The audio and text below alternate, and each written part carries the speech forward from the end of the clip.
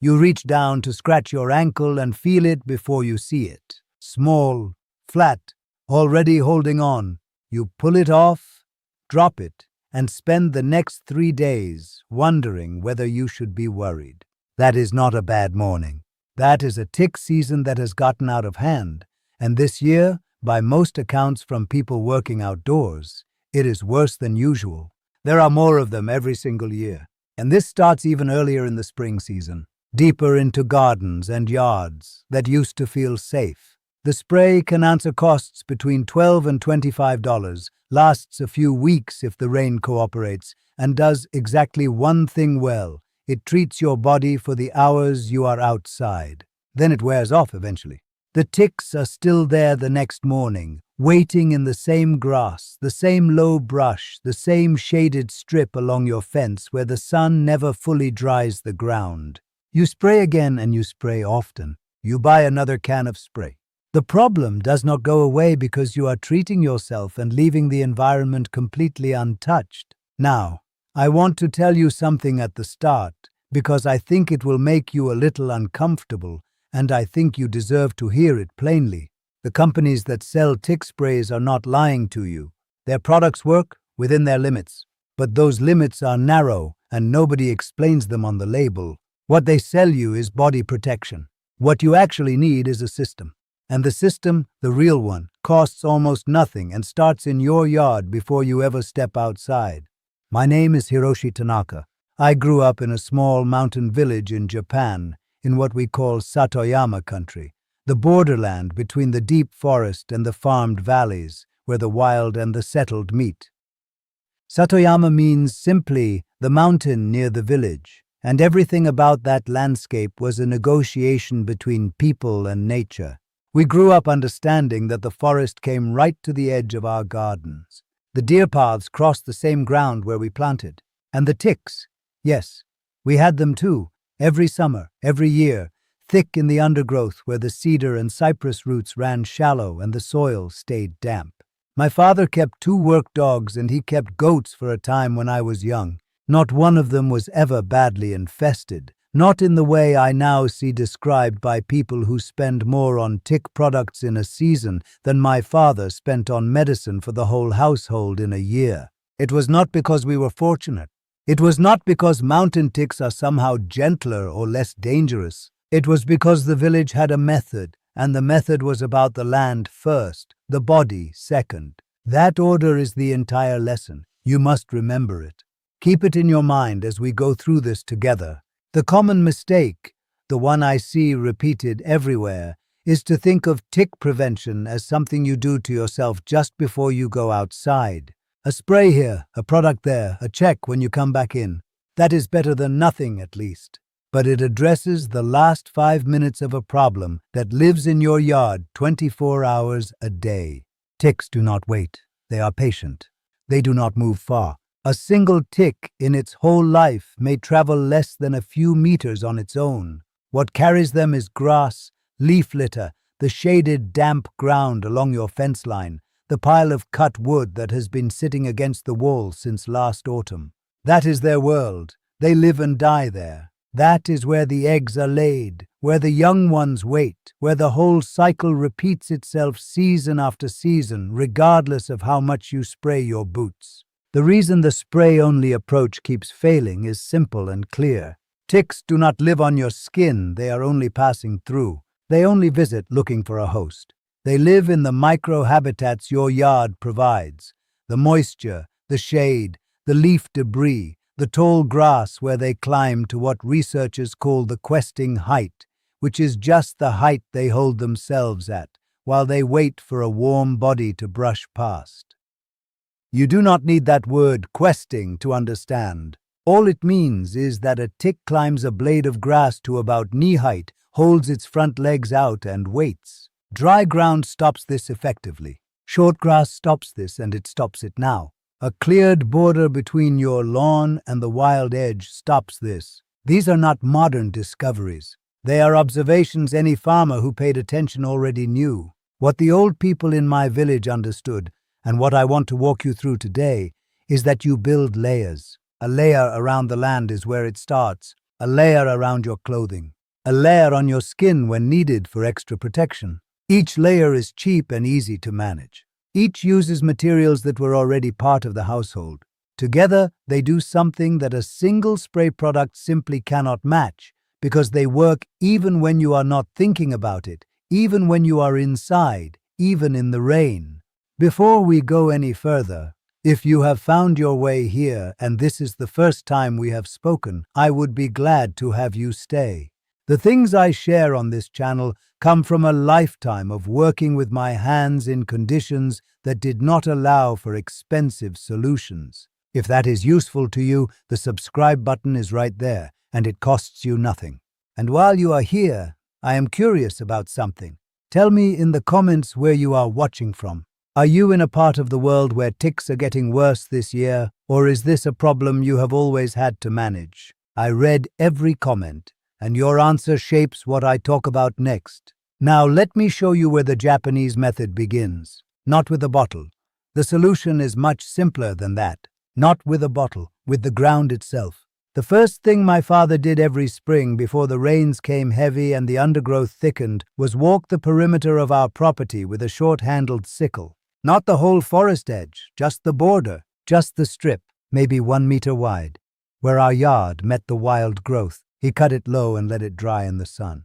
He did not explain it to me as pest control. He had a deeper reason. He called it keeping the border honest. I was 10 years old and I thought it was just tidiness. It was not tidiness, it was much more. It was the first layer of the system. That dry, short, sunlit border is where the Japanese method begins, and it costs nothing but an hour of your time. Ticks need moisture to survive. Their bodies are small, and they lose water quickly in dry heat. A strip of ground that gets full sun and stays cut short creates a barrier they are reluctant to cross, because crossing it costs them moisture they cannot afford. Research in recent decades has confirmed what those old farmers already knew in practice. A meter or more of wood chip mulch, gravel, or short-cut dry ground between a lawn and a wooded or brushy edge reduces tick movement dramatically. In my village we used cedar chips, sugi wood, cut from thinning the plantation forests nearby. Because they were free, they dried fast, and they had the added benefit of a scent that insects and small parasites dislike. A bag of cedar chips today costs between $4 and $8 at most garden suppliers. Spread it along your fence line, along the edge where your lawn meets any wild growth, along the base of wood piles. Keep it at least 1 meter wide if you can manage 2. The wood pile deserves a separate mention. A stack of cut wood against a shaded wall is one of the most productive tick habitats you can accidentally build. Moist, dark, full of gaps, visited by small animals, mice especially, which are a primary host for young ticks in their first feeding stage. My father stored firewood on a raised platform he built from old posts, off the ground, in a spot that got afternoon sun. He did not do this because he knew about tick biology. He did it because wood that stays damp rots, and he did not want rotten firewood. The side effect was that the woodpile never became the problem it becomes for so many households today. If you have a wood stack on the ground against a shaded wall, move it. Raise it up off the ground. Get it into the direct sun. That single change removes one of the better tick nurseries from your property. Now, once the border is managed, the next layer is sent, and this is where the Japanese household tradition becomes genuinely useful in a way that goes beyond tidiness or folklore. Hinoki cypress, what we call hinoki, the Japanese cypress, Chamacyparis obtusa, produces an oil from its wood and leaves that has been used for centuries in Japan for building, bathing, and protecting stored materials. The smell of hinoki is clean and sharp, like the inside of a well-kept workshop. What that oil contains, among other things, are compounds, primarily hinokitiol and alpha-panine, that repel a wide range of insects and mites, including the tick family.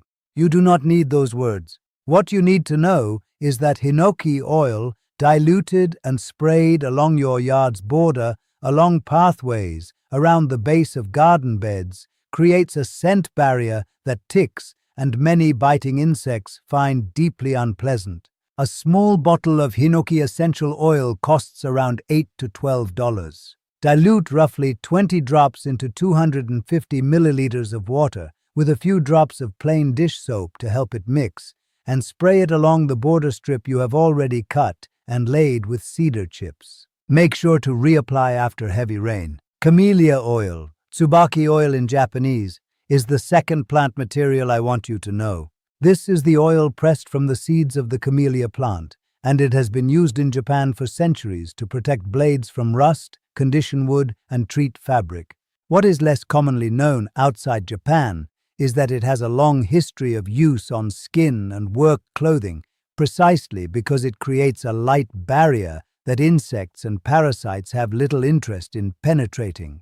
My grandfather rubbed a small amount into the seams of his heavy work trousers before walking the forest paths in summer. It should not be a thick coat, a thin, worked-in treatment on the seams, the cuffs, and the collar of his jacket. The entry points. A bottle of food-grade camellia oil costs between $6 and $15 online or in any Japanese grocery. A little goes a very long way. The third plant is one you may already have in your garden without realizing how useful it is. Chrysanthemums, the common garden variety, Chrysanthemum cineraria folium in particular, are the natural source of pyrethrin, which is the active compound in a large number of commercial insect repellents and tick treatments. The commercial versions are processed and concentrated. The garden version is gentler, but it is real. Planting chrysanthemums along the border of a garden, near doorways, along pathways, has been common in Japanese household gardens for generations, not because people knew the chemistry.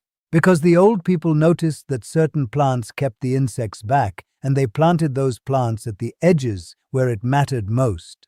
You are not going to eliminate a tick problem with flowers alone, but as part of a layered system, a border planting of chrysanthemums adds a genuine and completely free, once-established deterrent that works quietly all season. Seeds or starter plants cost between $2 and $5. So let me put the yard layer together plainly, because this is what I want you to actually do.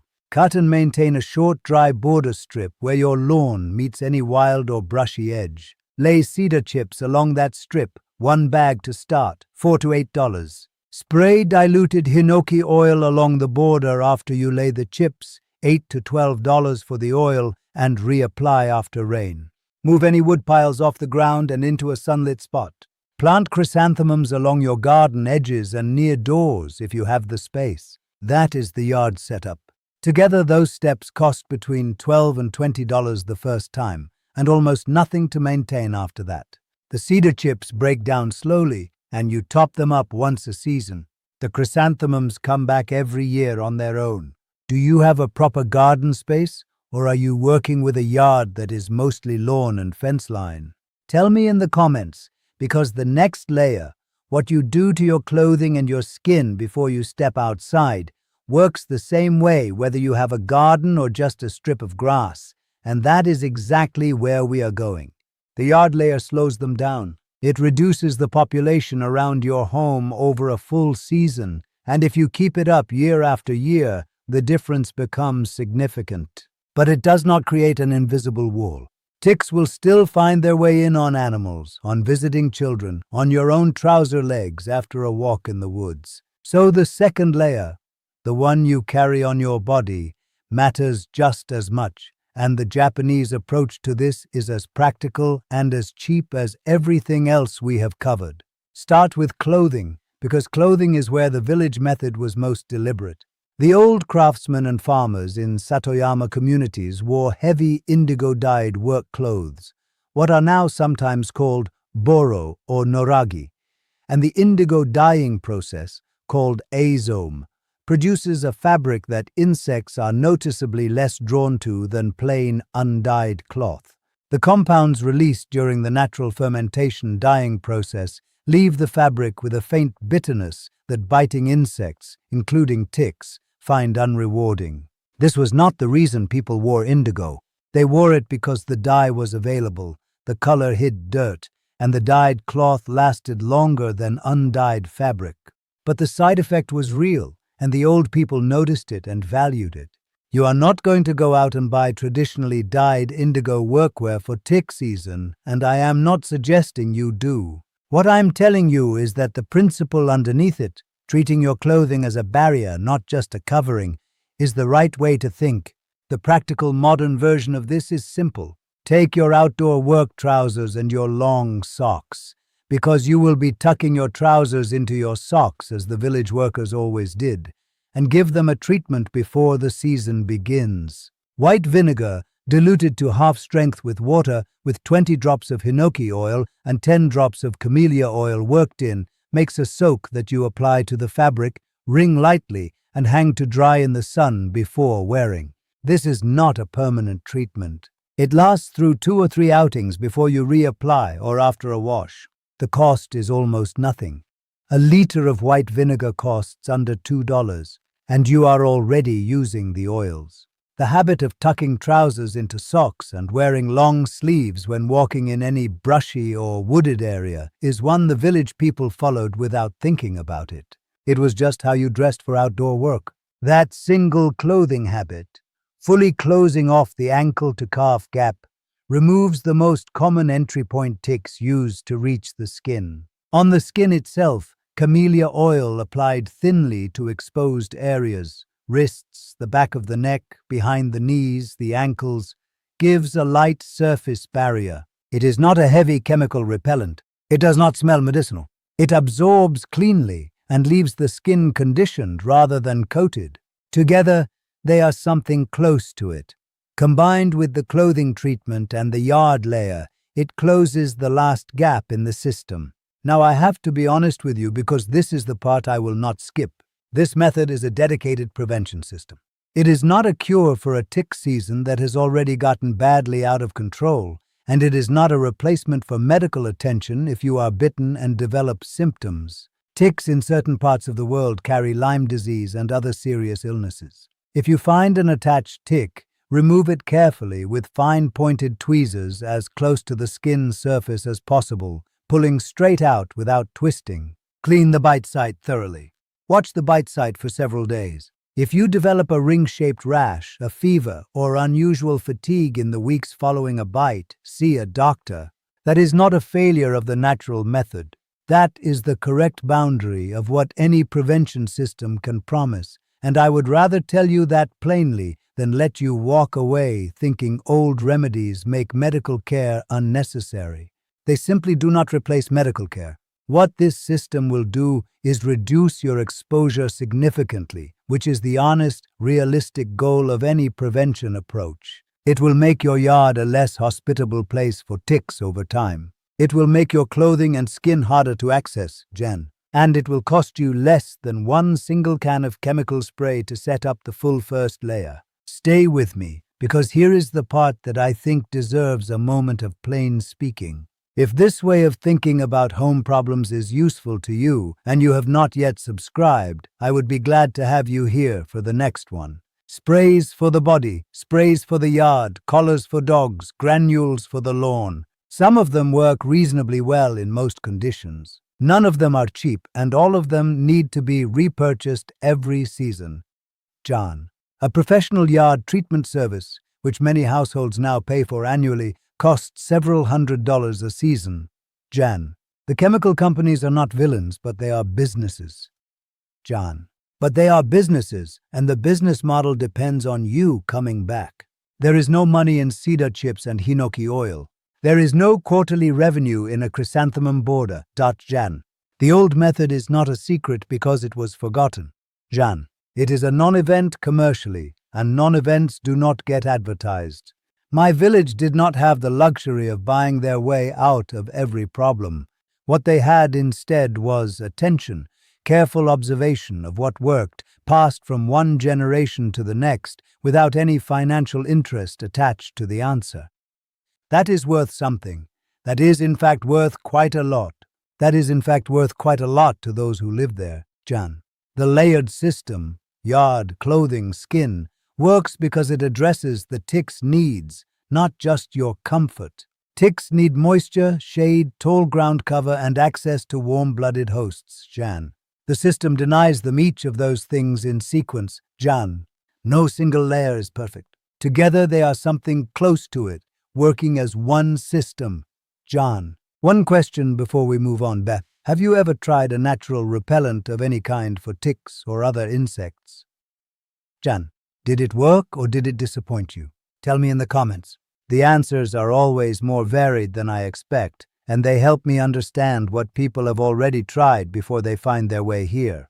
The last piece of this, the one that holds it all together, is the story of how it was lived, not just described. That is what I want to share with you next in this video. Jan, there is a smell I have carried with me since childhood that I cannot fully separate from summer. Cedar wood drying in the sun, Hinoki oil on rough fabric. Hinoki oil on rough fabric provides a natural scent, Jan. The faint sharpness of vinegar from cloth hanging on the engawa. The narrow veranda that ran along the outside of our home, where my grandfather sat in the evenings to watch the light leave the Satoyama hillside. My grandfather worked the forest paths every summer until he was well past 70, John.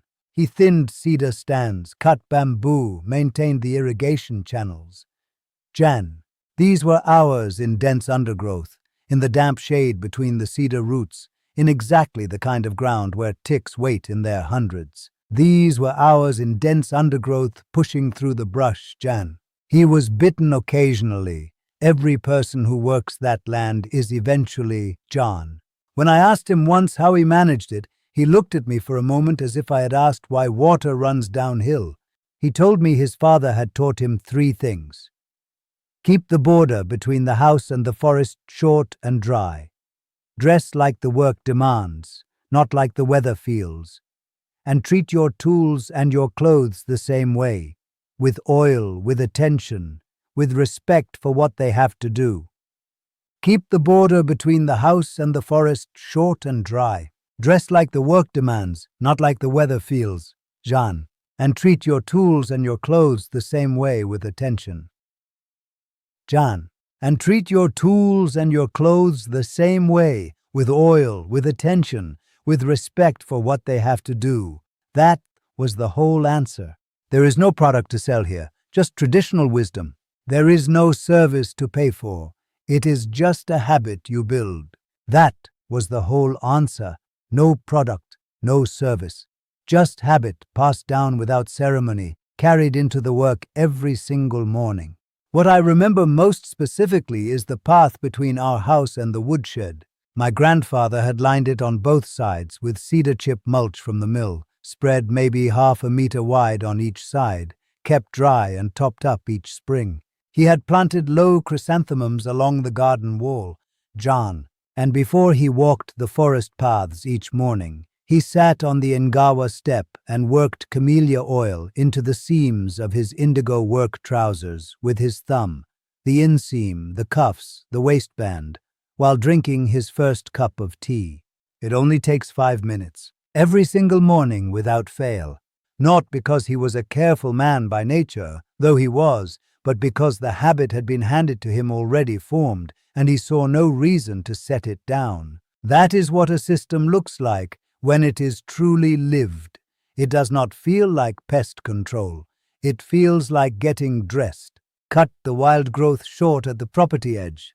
Jan, it feels just like getting dressed for the workday one, Jan. So here is what I want you to do this week. This week, go outside and walk your property edge.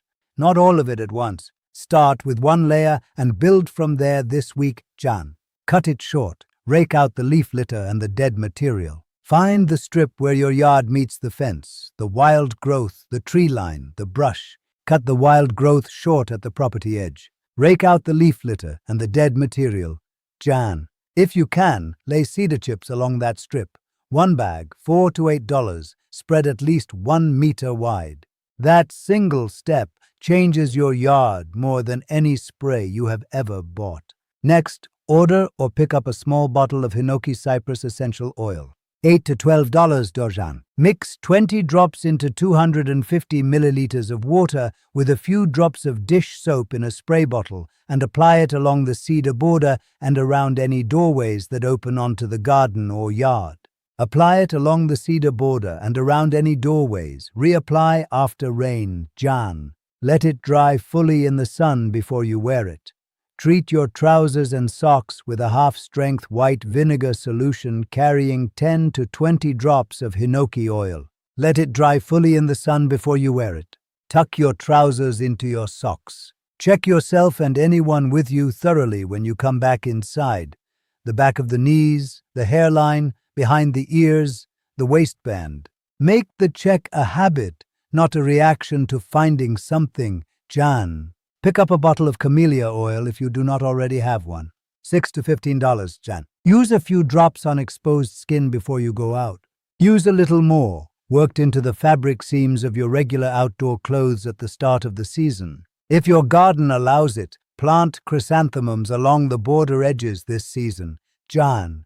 $2 to $5 for a starter plant and nothing after that. They come back, they spread slowly, they work quietly all summer, Jan.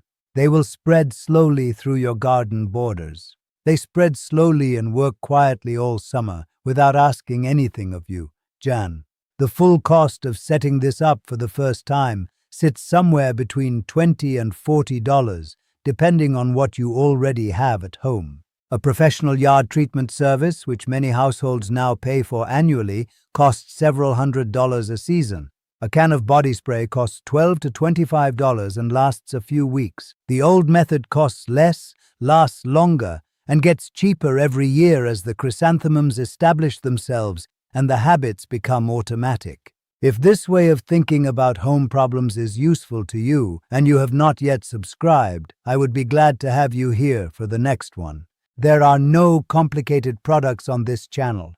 There is absolutely no sponsorship for these methods. Just old methods that worked in a mountain village and still work now, Jan. The subscribe button is there and it is free. Now, one question, and I mean it as a real question, not a formality. Jan, what is the pest problem in or around your home that costs you the most money right now, season after season, with no lasting solution? Write it in the comments. I read everyone, and the answer I see most often becomes the next thing, Jan. The next thing I want to share follows naturally from everything today. Jan, we have talked about what lives in your yard and how to make it unwelcoming. Jan, the Japanese household had a method for that too, just as old, just as cheap, and just as overlooked. Take care of the small things, and the larger problems rarely arrive. Jan, my grandfather knew this, and he lived it every day. His grandfather knew it before him. Now you do too. Now you do too, Jan.